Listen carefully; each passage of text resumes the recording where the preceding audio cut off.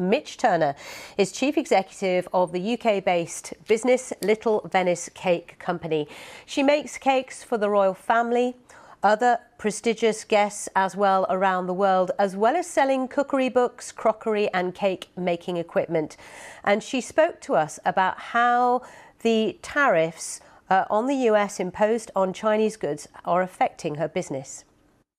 Having been announced as the Wedding Cake Designer of the Year in the UAE last October, we looked to secure new business with the United States and secured a deal with HSN, the Home Shopping Network, to launch a whole new brand collection of heritage bakeware live to their audiences, which was due to launch in June of this year.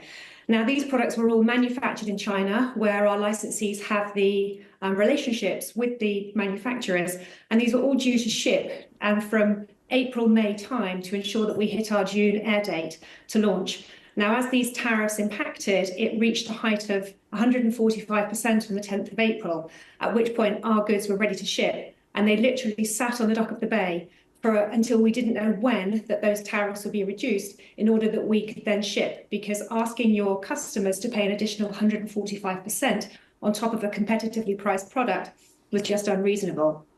Yeah, so it's something you can't pass on to the consumer in the US right now. So are you encouraged to hear about today's meeting between Trump and Xi, that there could be some headway when it comes to their trade war and perhaps tariffs will be reduced soon? Absolutely. I'm hugely encouraged because it's the uncertainty that means that we can't sort of forge forward. You know, we lost 2 months of sales over the summer. We've lost an additional 2 months of sales now for all our holiday wear that was due to launch in time for Halloween. You know, our reel that we launched for all our content creation has had over 2 million views, and the products are just not yet in the States able to sell. So that ongoing effect has an impact for the consumer, for the retailer, for the owner of the business in order to be able to get that. So I am hugely encouraged that we're going to see some positive certainty today.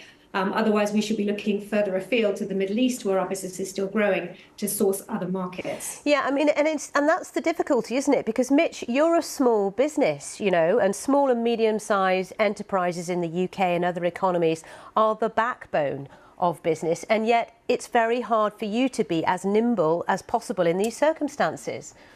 You're absolutely right. You know, we do have the ability, you know, it's wonderful to have these opportunities, but so many dominoes need to fall into place so that we can ensure that that business is generated, you know, and the States is a huge market for us because it has the breadth, you know, for our minimum order quantities, we have the volume to launch in the States, which then once we've achieved a foothold there, we can establish the business and grow. Then that gives us the opportunity to bring it further back into the UK, into Europe, and further afield, as I say, towards the Middle East. Mich, we're almost out of time, but just quickly, what's been your favourite cake so far? Who have you made your best cake for? Oh, well, that would absolutely be for the grand reveal of the Atlantis, the Royal Hotel, where we made this huge Feast of Dreams cake that was for a private party of 1,200, including Beyonce. 1,200? Cool, including Beyonce. Of your closest friends. Indeed, I mean, amazing. You're a dab hand with the piping bag, I hear.